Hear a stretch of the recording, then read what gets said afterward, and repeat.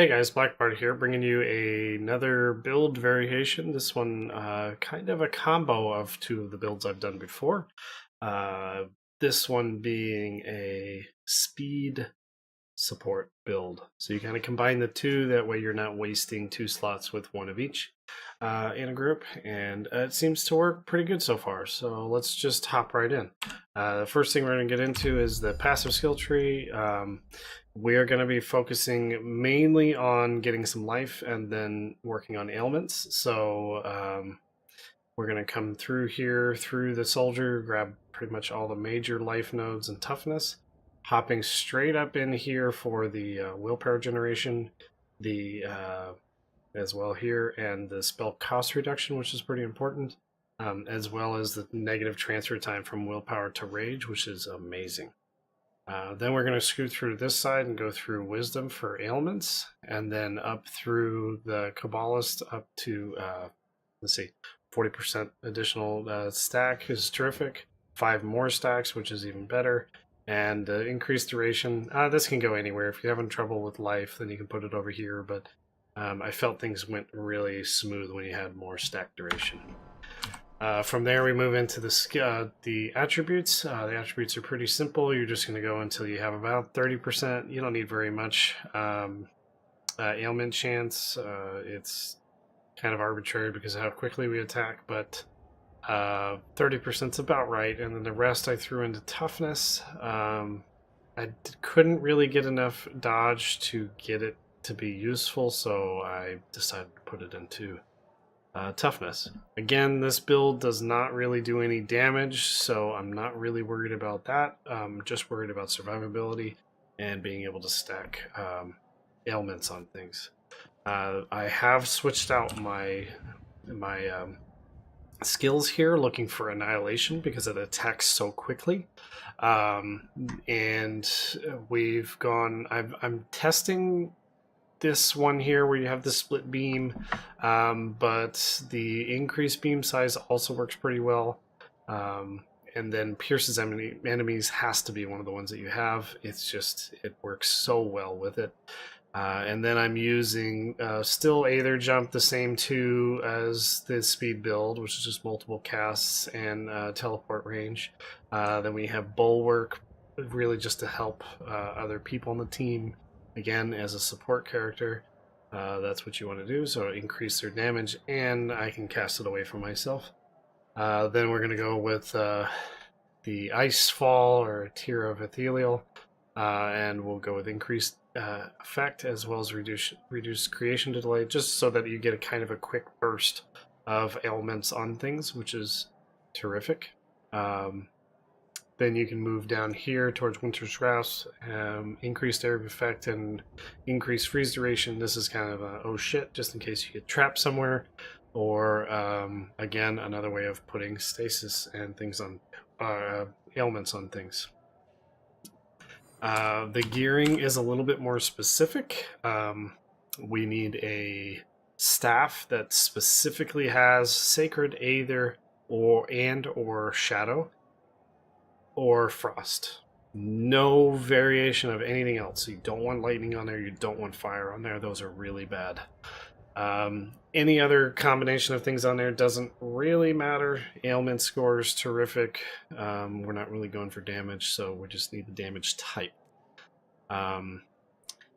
If you do have damage to attacks, make sure that it is Frost or physical, nothing else, because everything else can apply a dot if you accidentally cast with your staff. So that will be these 4 places. You can see on here I have physical, not a big deal, but you have to have all of the damage types for your spells. So I have Aether, Sacred here, Shadow here, and then Frost here, and that covers all of our bases.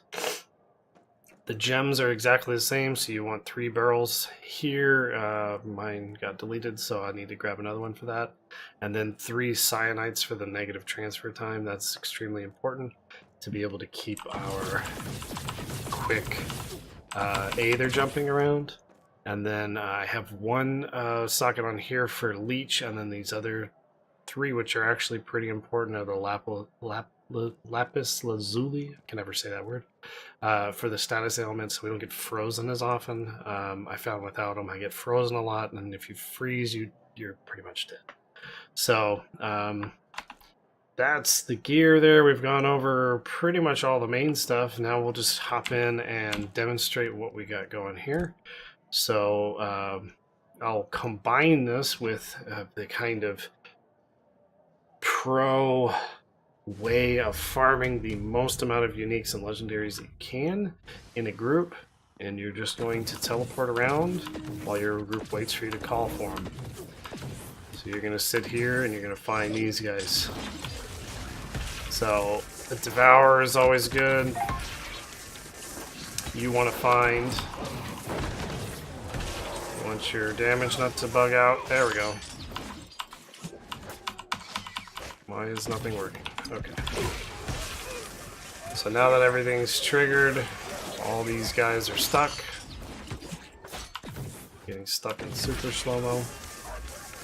And this is all you do. Now your team teleports to you, they kill that guy, and boom. Loot and move on. Then you're going to keep going while they're killing and letting the timer go, just like you did before. And anytime you find a Sadistic Thug, a Devourer, a Primordial, should have prepared for this, Demon of Souls, or the Alpha Spheres, the word I can't say, stop and call for your group to teleport to you. So here's another one. I come in here, I put a few elements on them so they slow down, and they teleport to me, boom, dead, and move on. Go and find the boss. So we continue to do this until you get through 6 rounds, and then pick up your 2 free uniques. And then as well, by killing those guys, that's the most effective way that I've seen to get legendaries. People ask me how I have so many, and that's pretty much it. Killing those guys nets me the most. Most of this other trash here doesn't drop anything, at least consistently, so I can't teleport out, so let's just die for a second. But anyway, that's how you farm gear, and this character does it very well. You group up with a Bleeding Edge character or Ranger, and you can pop around pretty easily, and you can clear this stuff really fast. You do not have to do high-level stuff with this in order to get a lot of gear. If your gear sucks, that's fine. Just do it at Adept.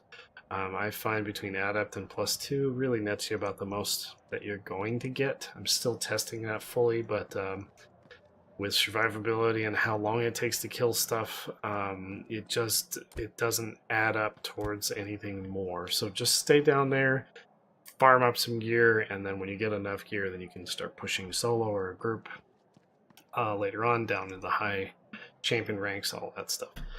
That's pretty much it. This is a pretty down and dirty build guide, since we already have a couple to compare to for all the nitty gritties. But just enjoy yourselves. Hopefully, this guide wasn't too haphazard, but it's definitely helpful for your teams.